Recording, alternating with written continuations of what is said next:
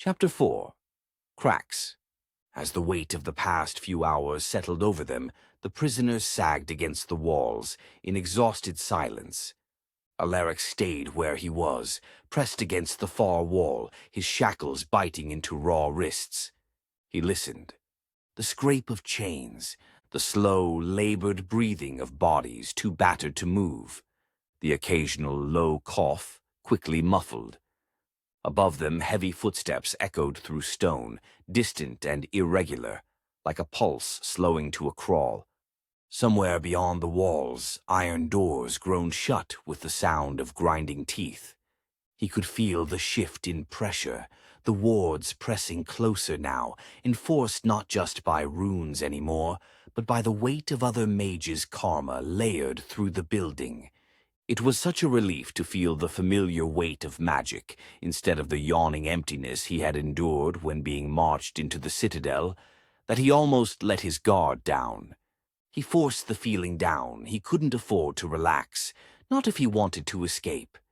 He flexed his wrists slowly, feeling the raw skin under the manacles catch and pull.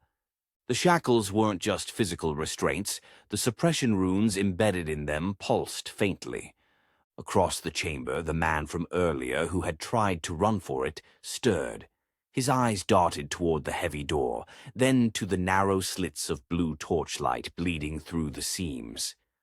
The tension in the room thickened, almost palpable now. The air smelled of wet stone and old blood. Another pulse of magic rippled through the walls, faint, almost like a heartbeat. Aleric's fingers twitched involuntarily, the current brushing against his senses like a hand skimming the surface of a lake.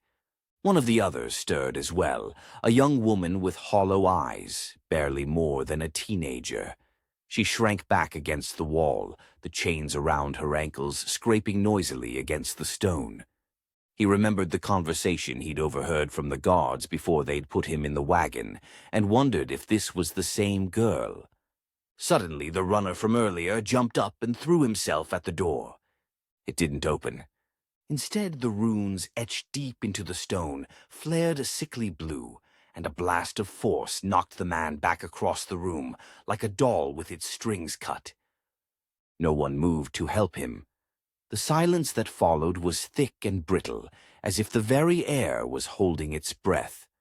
Aleric kept his eyes low, his breathing even. He could feel the magic still thrumming faintly through the walls, vibrating against his bones. He still had no idea why they had brought all these people here. If the snatches of conversation he'd overheard while being transported were to be believed, they were likely all karma users, but no one here looked like a trained mage. They were just citizens. His confusion started to grow. Why did the Empire need so many civilian karma users when it had its own trained mages? Something wasn't adding up here. The Empire didn't waste resources like this. It didn't drag dozens of barely awakened civilians across half a province just to throw them into a prison.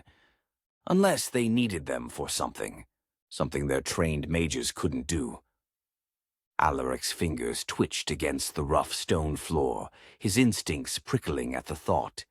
Before he could spiral further, a low grinding noise echoed through the walls. Every prisoner stiffened at the sound. The door, it was opening again.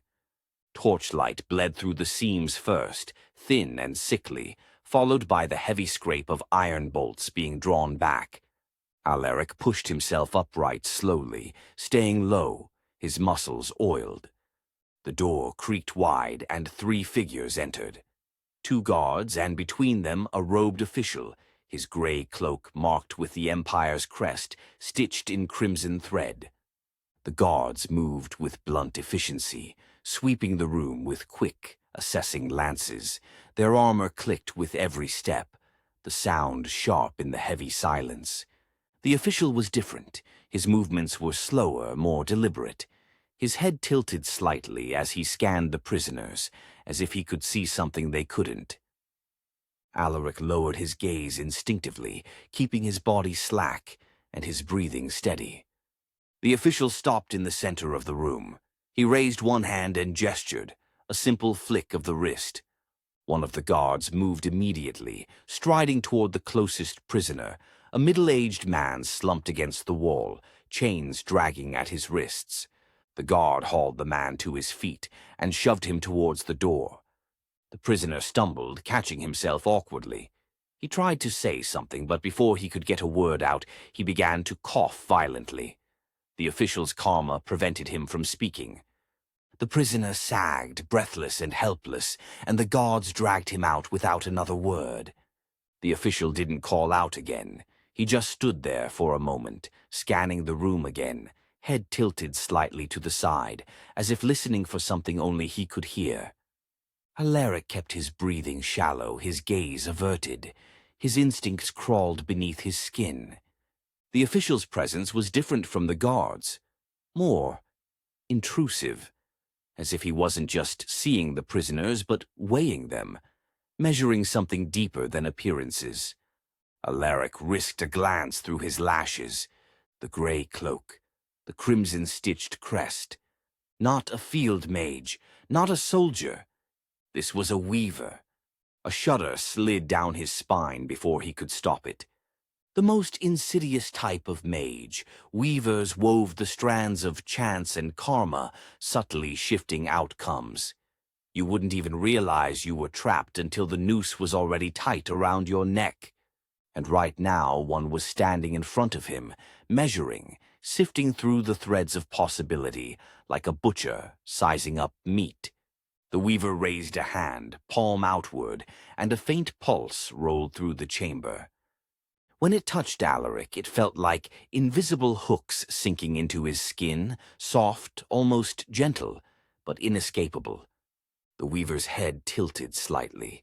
Their gazes met. Aleric knew instantly he made a mistake. The weaver's hand lowered with clinical finality. "That one," he said, voice smooth and cold. "Bring him." Aleric didn't resist. He let the guards haul him to his feet, chains clinking dully against the stone. His mind was a whirl of half-formed plans, each more desperate than the last.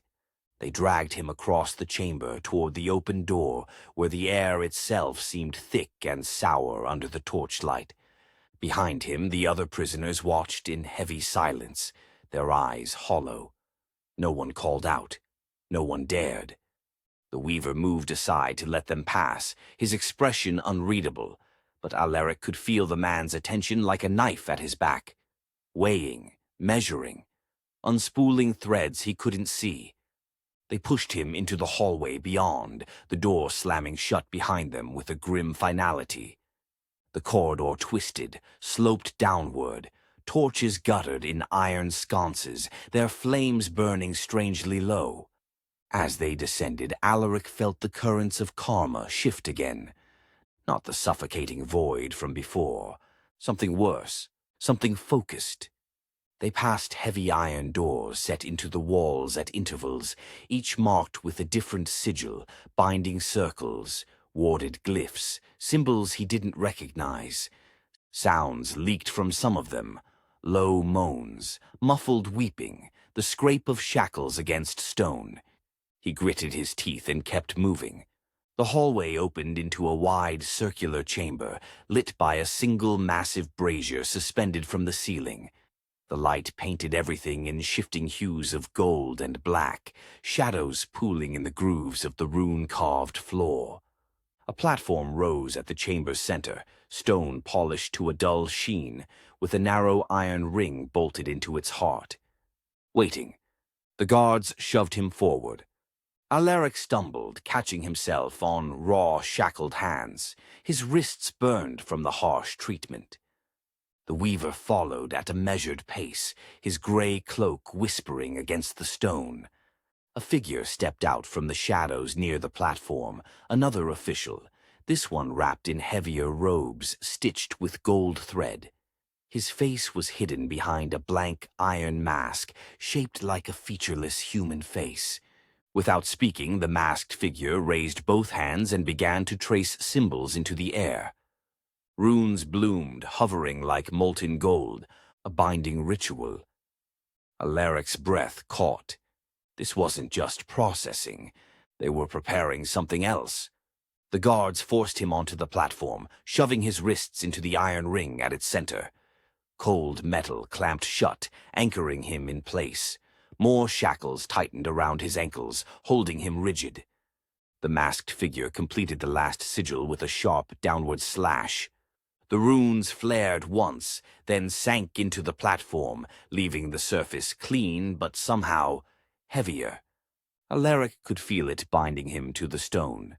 Not just physically, it was pinning his karma too, locking it down, preventing even the smallest ripple. He fought the instinct to struggle.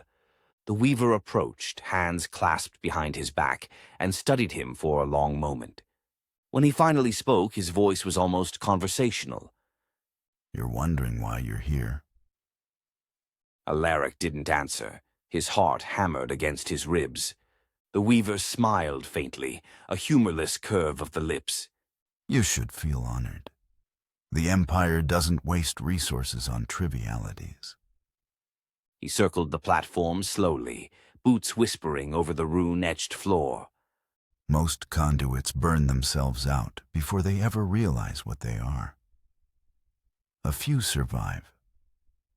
Fewer still learn to control it. He stopped directly in front of Aleric, tilting his head slightly. And then, there are those like you. Aleric forced himself to meet the man's gaze, though every instinct screamed to look away. "What do you want from me?" he rasped, his voice hoarse. The weaver's smile widened just slightly. He gestured, and the masked figure moved forward, drawing a thin, gleaming knife from beneath his robes. Aleric stiffened instinctively, but the bindings held him fast. The blade wasn't aimed at him. Instead, the masked figure knelt, pressing the flat of the knife against the platform's center. The stone pulsed, and a ripple spread outward, slow and deliberate, like a stone sinking through a still lake. The runes beneath Aleric's feet flared briefly, then swallowed the light. The weaver's voice dropped, almost reverent. The Citadel is not merely a prison.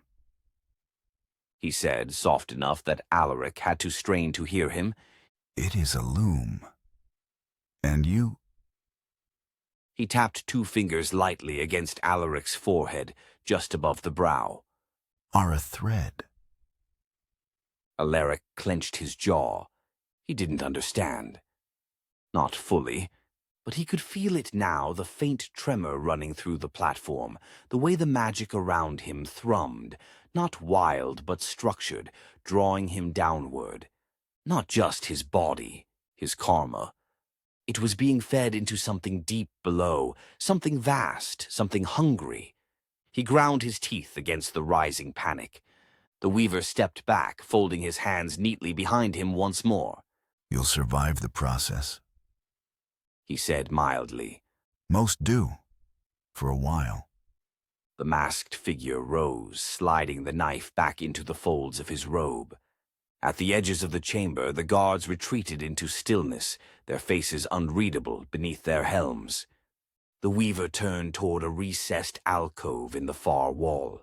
With a flick of his wrist, another flare of runes bloomed, unlocking a hidden seam in the stone. 2 more prisoners were dragged through, both younger than Aleric. Both slack-eyed and stumbling, barely conscious. They were shackled to adjacent platforms without ceremony, their bodies sagging against the restraints. The masked figure moved to the center of the chamber, lifting his arms high. Aleric felt the pressure shift again, magic thickening like storm clouds gathering at the edge of a horizon. The weaver's smile sharpened, thin and cruel. Begin. The masked figure's hands dropped sharply. The runes around the chamber flared to life, and the world exploded into searing golden light.